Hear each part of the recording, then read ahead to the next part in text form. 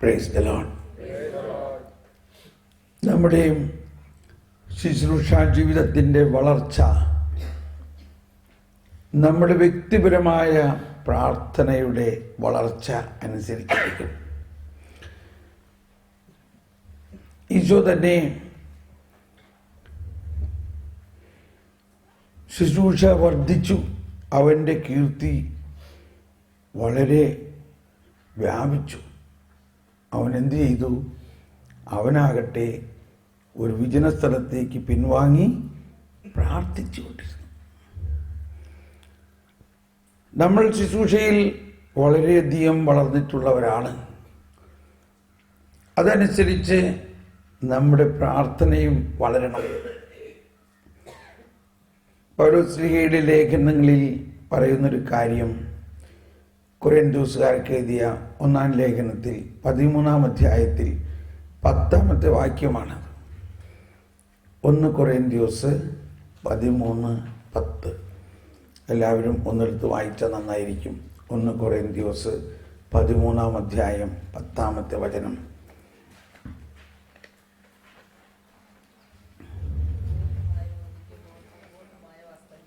അതെ, ഒന്നെല്ലാവരും ഉച്ചത്തിൽ വായിക്കാം. പൂർണ്ണമായവ ഉദിക്കുമ്പോൾ അപൂർണമായവ അസ്തമിക്കണം. ഒന്നുകൂടി ഉച്ചത്തിൽ.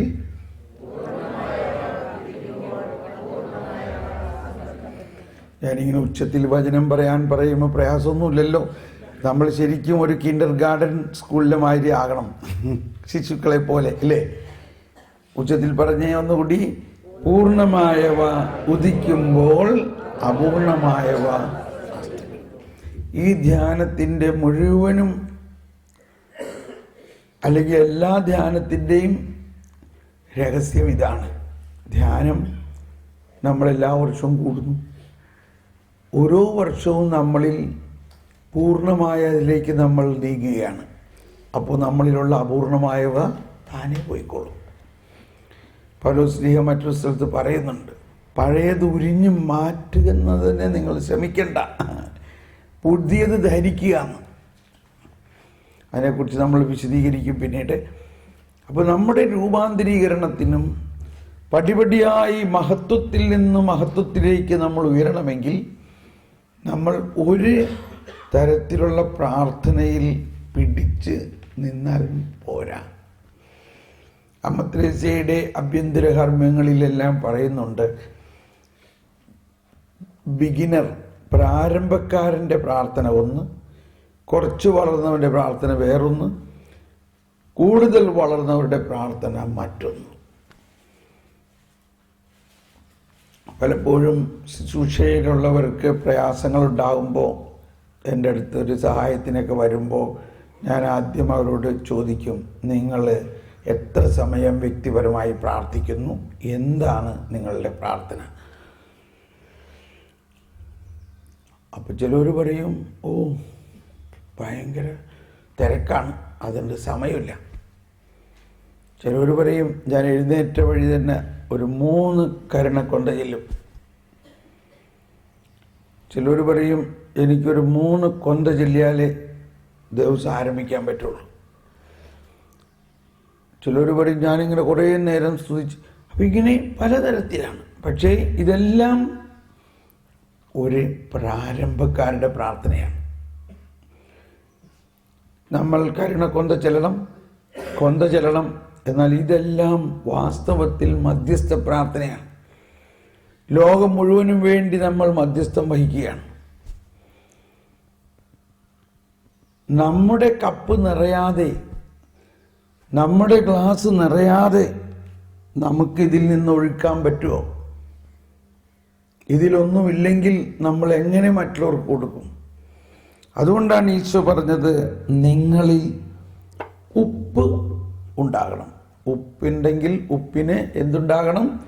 ഉറയുണ്ടാകണം. ഉപ്പിന് ഉറ കെട്ടുപോയാൽ ഉറ കൂട്ടാൻ പറ്റുമോ? ഇല്ലാന്ന് എഴുതിയിട്ടുണ്ടോ എവിടെയെങ്കിലും? ഇല്ലാന്ന് എഴുതിയിട്ടില്ല. ഉപ്പിന് ഉറ കെട്ടുപോയാൽ എങ്ങനെ ഉറ കൂട്ടും എന്ന് ചോദിച്ചിട്ടുണ്ട്. ഒരു സ്ഥലത്ത് അത് പറയും. പിന്നെ കുറച്ച് ദൂരെ ചെന്നിട്ട് ഒരിടത്ത് പറയും, എല്ലാവരും അഗ്നിയാൽ ഉറകൂട്ടപ്പെടും എന്ന് പറഞ്ഞേ.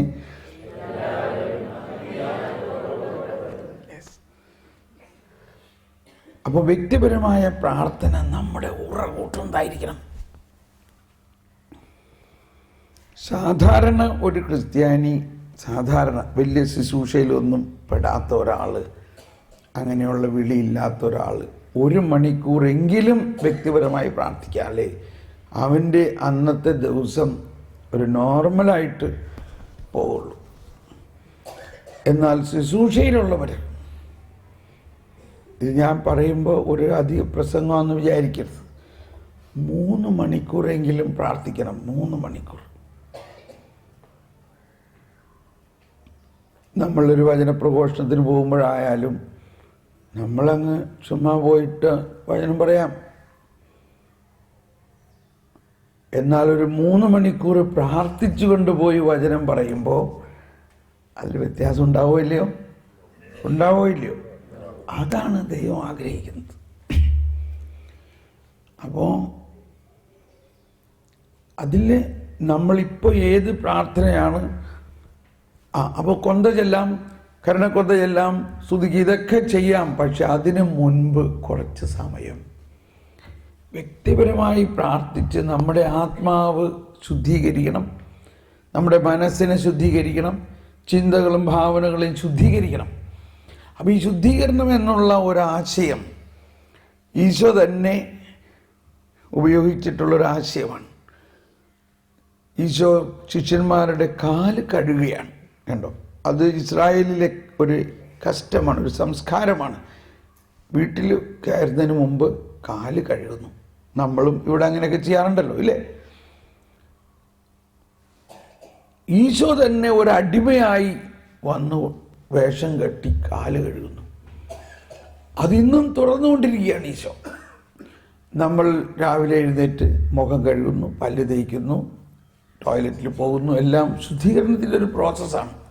കുളിക്കുന്നു എന്ന പോലെ നമ്മുടെ ആന്തരിക അവയവങ്ങൾ, പ്രത്യേകിച്ച് അബോധ മനസ്സ്, ഉപബോധ മനസ്സ്, ഇന്ദ്രിയങ്ങൾ, പ്രത്യേകിച്ച് വരദാനങ്ങൾ ഉപയോഗിച്ച് ശുശ്രൂഷ ചെയ്യുന്നവർ, ദർശനവരങ്ങൾ, പ്രവചനവരങ്ങൾ, ഈ വരദാനങ്ങളെല്ലാം നമ്മുടെ ആന്തരിക ഇന്ദ്രിയങ്ങളിലാണ് പ്രവർത്തിക്കുന്നത്. ആന്തരിക ഇന്ദ്രിയങ്ങൾ വിശുദ്ധീകരിക്കുന്നില്ലെങ്കിൽ, അല്ലെങ്കിൽ വിശുദ്ധീകരിച്ചാൽ ഈ വരദാനങ്ങളുടെ പ്രവർത്തനം വളരെ കൂടുതൽ ശക്തമാകും. വ്യക്തിപരമായ പ്രാർത്ഥനയുടെ ഒരു ലീഫ്ലെറ്റ് ഞാൻ സാധാരണ കൊടുക്കാറുണ്ട്. അത് പിന്നീട് തരാം. അത് നിങ്ങൾക്ക് ഉപയോഗിക്കാവുന്നതാണ്. ഇപ്പോൾ അല്പസമയം ആ ഒരു വ്യക്തിപരമായ പ്രാർത്ഥനയെ നമുക്കൊന്ന് പ്രാർത്ഥിക്കാം. കണ്ണുകളടച്ച് ഒരു കരം ഹൃദയത്തിൽ ചേർത്ത് വെച്ച് ഇങ്ങനെ പ്രാർത്ഥിക്കാം. എന്നിൽ വസിക്കുന്ന ത്രിത്വൈക ദൈവമേ, ഞാൻ അങ്ങയെ ആരാധിക്കുന്നു, ഞാൻ അങ്ങയെ മഹത്വപ്പെടുത്തുന്നു, ഞാൻ അങ്ങയെ സ്തുതിക്കുന്നു. നിസ്വതന്ത്രമായി സ്തുതിച്ചുകൊണ്ട് നമ്മിൽ വസിക്കുന്ന ത്രിത്വത്തെ ഒന്ന് സ്തുതിച്ച് ആരാധിക്കാം. Praise you Jesus. Hallelujah, hallelujah, hallelujah, hallelujah, hallelujah. യേശുവേ സ്തോത്രം, യേശുവേ നന്ദി, യേശുവേ മഹത്വം, യേശുവേ ആരാധന. യേശുവേ നന്ദി, പിതാവേ നന്ദി, പരിശുദ്ധാത്മാവേ, പിതാവും പുത്രനും പരിശുദ്ധാത്മാവുമായ ത്രിത്വൈക ദൈവമേ, അങ്ങ് എന്നിൽ വസിക്കുന്നു. ഞാൻ അങ്ങയെ സ്തുതിക്കുന്നു, ആരാധിക്കുന്നു, മഹത്വപ്പെടുത്തുന്നു. ആരാധിച്ചുകൊണ്ട് നമ്മുടെ കൂടെ ബലവാനാം കർത്താവെന്ന നേക്കും രാജാവാം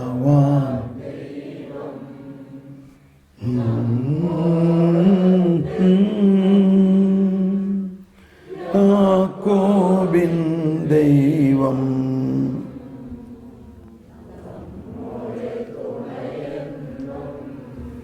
എല്ലാവരും വ്യക്തിപരമായി ഒന്ന് പാടി പ്രാർത്ഥിച്ചേ. ബലവാന നീക്കും രാജാവാം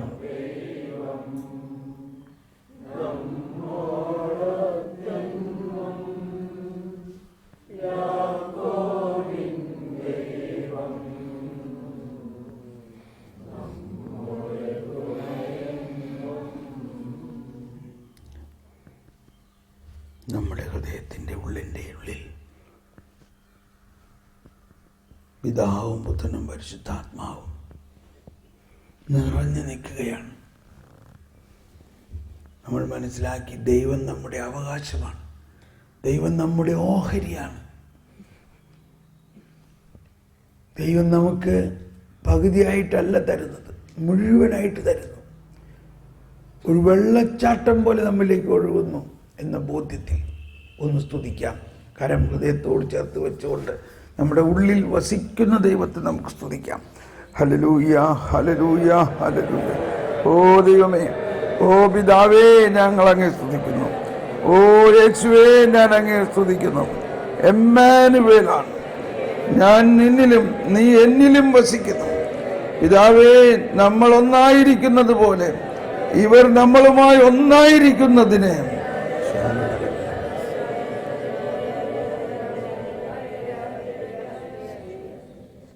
ഇനി ആ ഉള്ളിൻ്റെ ഉള്ളിൽ ഉള്ള ആ ദൈവ സാന്നിധ്യത്തെ അനുഭവിച്ചറിയുക.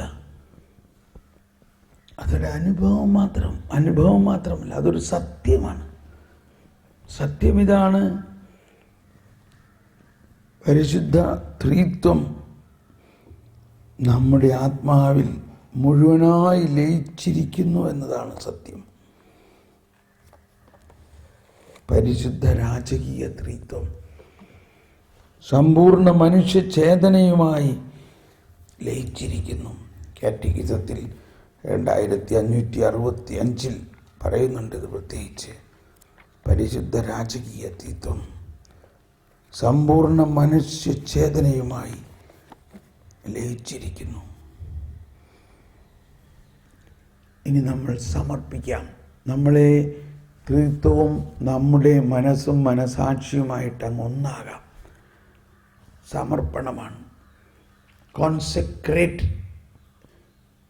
ഒരു കോൺസെക്രേഷനാണ് ഇവിടെ.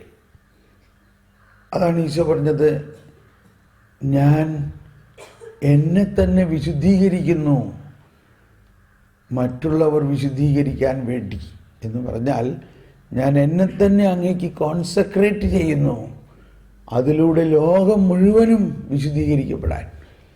നമ്മളും നമ്മുടെ ആന്തരിക അവയവങ്ങളെല്ലാം കോൺസെക്രേറ്റ് ചെയ്യാം, സമർപ്പിക്കാം, വിശുദ്ധീകരിക്കാം.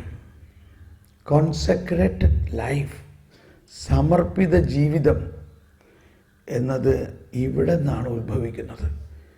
എൻ്റെ ആത്മാവിനെ ഞാൻ സമർപ്പിക്കുന്നു, എൻ്റെ ആത്മാവിനെ അങ്ങയുടെ കരങ്ങളിലേക്ക് ഞാൻ സമർപ്പിക്കുന്നു. എൻ്റെ ആത്മാവിലുള്ള പല അശുദ്ധികൾ ഉണ്ടെങ്കിലും ആ അശുദ്ധികളോടുകൂടെ ഞാൻ സമർപ്പിക്കുന്നു. അങ്ങ് വന്നിരിക്കുന്നത് അതെല്ലാം എടുത്ത് ശുദ്ധീകരിക്കാൻ വേണ്ടിയാണ്. എൻ്റെ ആത്മാവിനെ ഐ കോൺസെക്രേറ്റ് മൈ സോൾ.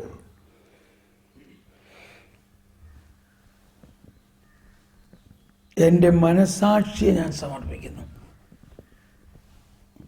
മനസാക്ഷിയിലാണ് നന്മ തിന്മകൾ തിരിച്ചറിയുന്നതും തീരുമാനങ്ങൾ എടുക്കുന്നതും. ആ മനസാക്ഷിയെ സമർപ്പിക്കുന്നു.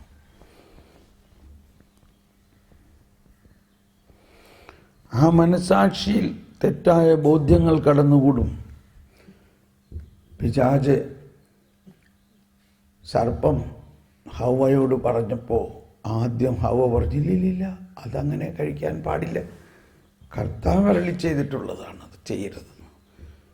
കണ്ടോ, പ്യുവർ മനസാക്ഷിയായിരുന്നു. പക്ഷെ കുറച്ച് കഴിഞ്ഞപ്പോൾ പിശാച് പറഞ്ഞു, ഇല്ല, നീ മരിക്കില്ല. ഹവ്വ പറഞ്ഞ അത് ഭക്ഷിക്കുന്ന നിമിഷം ഞങ്ങൾ മരിക്കും. ഇല്ല, മരിക്കില്ല, നീ ദൈവത്തെ പോലെയാണ്. ആ വാക്കുകൾ അവളുടെ മനസാക്ഷിയിൽ കയറി. ഈശോ പറഞ്ഞിരിക്കുന്ന വചനത്തിൻ്റെ മുകളിൽ ഇതും എഴുതി. ദൈവം പറഞ്ഞിരിക്കുന്ന അരുളപ്പാടിൻ്റെ മുകളിൽ ഇതും എഴുതി കഴിഞ്ഞപ്പോൾ പിന്നെ ഓഹോ അപ്പോൾ അവൾ നോക്കിയപ്പോൾ അത് ആസ്വാദ്യകരവും രുചികരവുമാണെന്ന് കണ്ടത് പറിച്ചു. മനസാക്ഷിയിൽ മാറ്റം. ഞാൻ എൻ്റെ മനസാക്ഷി അനുസരിച്ച് ചെയ്യൂ എന്ന് പറയാറുണ്ട്. പക്ഷെ മനസാക്ഷിയിൽ മലിനത പടർന്നിട്ടുണ്ടെങ്കിൽ ആ മനസാക്ഷി തെറ്റായ ബോധ്യങ്ങൾ പകർന്ന് തെറ്റായ തീരുമാനങ്ങൾ എടുക്കും. അങ്ങനെയുള്ള ആദത്തിൻ്റെയും ഹവയുടെയും മനസാക്ഷിയുടെ വക്താക്കളായ നമ്മളിലേക്ക് എബ്രായ ലേഖനത്തിൽ 9-ാം അധ്യായം 14 പറയുന്നത് ഇതാണ്: നിത്യാത്മാവ് മുഖേന തന്നെ സമർപ്പിച്ച ക്രിസ്തുവിൻ്റെ രക്തം നമ്മുടെ മനസാക്ഷികളെ വിശുദ്ധീകരിക്കും. നമ്മുടെ മനസാക്ഷിയിൽ ശുദ്ധീകരണം വേണം. ദൈവത്തെക്കുറിച്ചും നമ്മളെക്കുറിച്ചും പാപത്തെക്കുറിച്ചും ഉള്ള ബോധ്യങ്ങൾ നമുക്കുണ്ടാകണം. പരിശുദ്ധാത്മാവ് വരുമ്പോൾ പാപത്തെക്കുറിച്ചും നീതിയെക്കുറിച്ചും ന്യായവിധിയെക്കുറിച്ചും ബോധ്യപ്പെടുത്തുമെന്ന് പറഞ്ഞ്, പരിശുദ്ധാത്മാവെ എൻ്റെ മനസാക്ഷിയെ സമർപ്പിക്കുന്നു, എൻ്റെ മനസാക്ഷിയെ വിശുദ്ധീകരിക്കണമേ. എൻ്റെ മനസാക്ഷിയിൽ തെറ്റായ ബോധ്യങ്ങൾ ഉണ്ടാകാം, എന്നാൽ എനിക്കത് മനസ്സിലാകുന്നില്ല. പരിശുദ്ധാത്മാവേ, അങ്ങ് തന്നെ അത് വിശുദ്ധീകരിച്ച് പിതാവിനാൽ നടാത്ത ചെടികളെ പിഴുതു മാറ്റണമേ.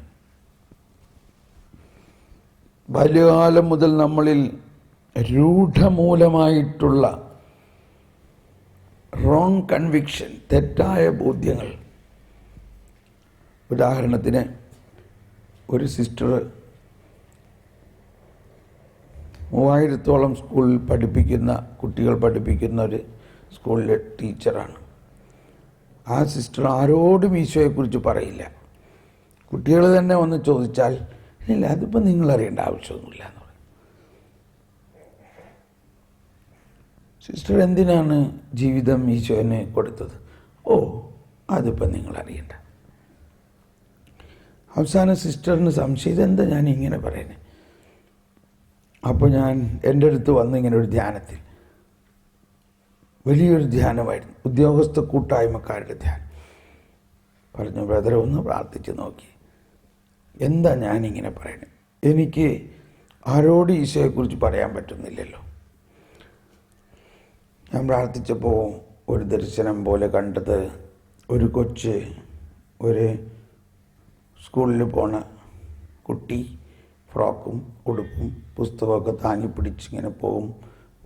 സ്കൂളിൽ പോകുന്ന വഴിക്ക് ഒരു ശ്രീനാരായണ ഗുരുവിൻ്റെ ഒരു സ്റ്റാച്ചു. ഞാൻ ചോദിച്ചു, ഇത് നിങ്ങളുടെ സ്കൂളിൽ പോണ വഴിക്ക് ഇങ്ങനെ ഒരു സ്റ്റാച്ചു ഉണ്ടോ? ആ, ഉണ്ട്. ഞാൻ ചെറുപ്പം മുതലേ എന്നും സ്കൂളിൽ പോകുമ്പോൾ 10ാം ക്ലാസ് വരെ ആ സ്റ്റാച്ചു എന്നും കാണാറുണ്ട്. അതിൻ്റെ താഴെ എന്താ എഴുതി വച്ചിരിക്കുന്നത്? മതമേതായാലും മനുഷ്യൻ നന്നായാൽ മതി. അതാണ് 10 വർഷം എന്നും ഇത് കണ്ട് ആ ഒരു ആശയം നമ്മുടെ മനസാക്ഷിയിൽ രൂഢമൂലമായി അതവിടെ കിടക്കുന്നത് കൊണ്ട് ആര് വന്ന് ചോദിച്ചാലും സിസ്റ്റർ ഈ കുരിശെന്താ? ഓ, അതിപ്പോൾ നിങ്ങൾ അറിയണ്ട എന്ന് പറഞ്ഞാൽ മതമേതായാലും മനുഷ്യൻ നന്നായാൽ മതി എന്നുള്ള ഒരാശയമാണ്.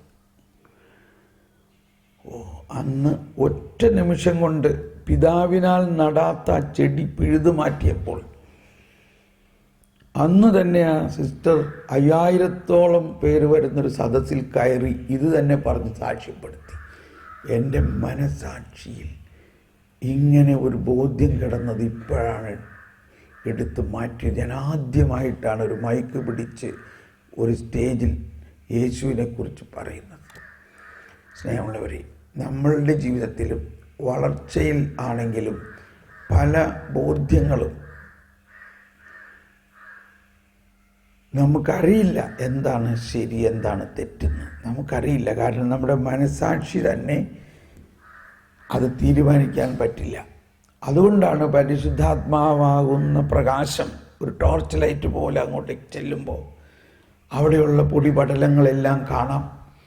അങ്ങനെ ഒന്ന് ചിന്തിച്ച്, പരിശുദ്ധാത്മാവേ, അങ്ങയുടെ ആ പ്രകാശം എൻ്റെ മനസാക്ഷിയിൽ കടത്തി എൻ്റെ മനസാക്ഷിയെ പരിശോധിക്കണമേ. അതാണ് സങ്കീർത്തനത്തിലെല്ലാം പാടുന്നത്. അങ്ങ് തന്നെ എന്നെ പരിശോധിച്ചറിയണമേ.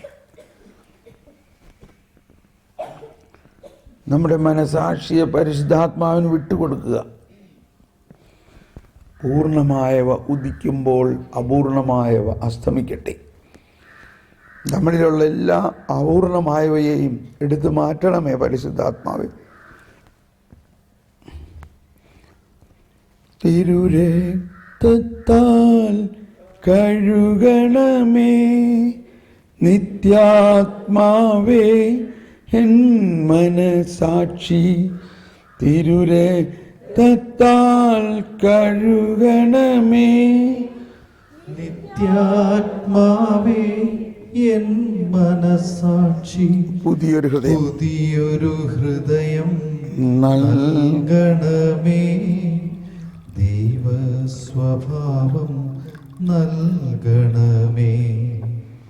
പുതിയൊരു ഹൃദയം നൽകണമേ.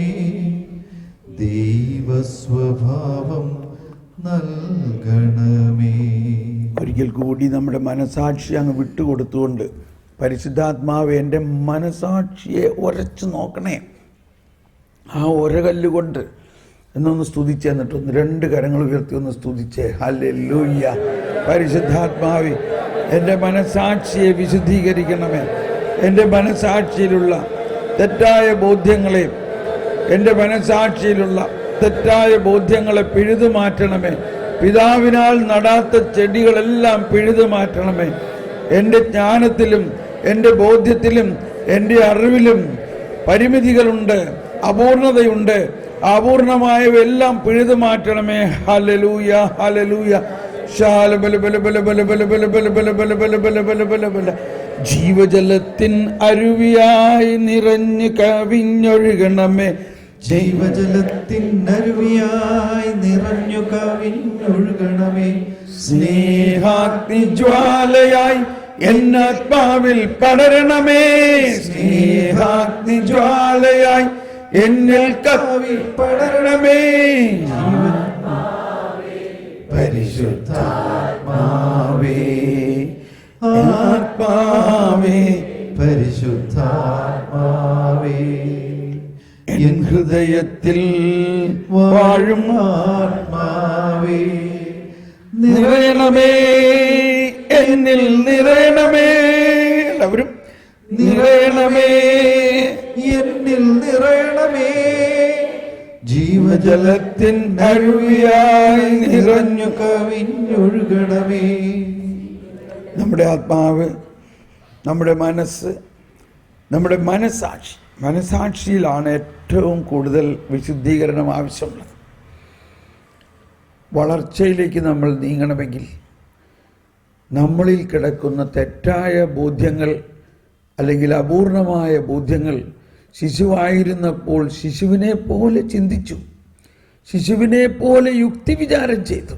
എന്നാൽ പ്രായപൂർത്തിയാകുമ്പോൾ, വളരുമ്പോൾ ശിശു സഹജമായവ കൈവെടിയണം.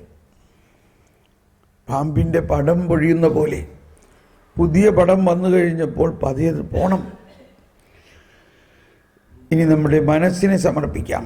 അബോധ മനസ്സ്, ഉപബോധ മനസ്സ്, സുബോധ മനസ്സ്, നമ്മുടെ മനസ്സിൽ കെട്ടിക്കിടക്കുന്ന പല ആശയങ്ങൾ, പല ബോധ്യങ്ങൾ, പല മുറിവുകൾ, ചിന്തകളെല്ലാം നമ്മൾ പുതിയ സൃഷ്ടി ആയിരിക്കുന്നു.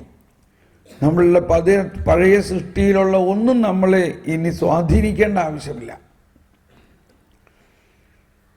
വാശി, വൈരാഗ്യം, ശത്രുത, കലഹം, കോപം, മാത്സര്യം എല്ലാം പരിശുദ്ധാത്മാവേ ഞാൻ സമർപ്പിക്കുന്നു. നമ്മുടെ ചിന്തകളും ഭാവനകളും സമർപ്പിക്കാം. നമ്മുടെ ശുശ്രൂഷ ജീവിതത്തിൽ ഉണ്ടായിട്ടുള്ള എല്ലാ പ്രയാസങ്ങളും സമർപ്പിക്കാം. തിരസ്കരണങ്ങളും ബുദ്ധിമുട്ടുകളും നമ്മൾക്ക് ബഹുമാനം കിട്ടാതെയോ പരിഗണന കിട്ടാതെയോ നമ്മളെ അകറ്റപ്പെട്ടിട്ടുള്ള സാഹചര്യങ്ങളെല്ലാം സമർപ്പിക്കാം. അതെല്ലാം ദൈവം അറിഞ്ഞുകൊണ്ട് നമ്മുടെ വളർച്ചയ്ക്കായിട്ട് തരുന്നതാണ്.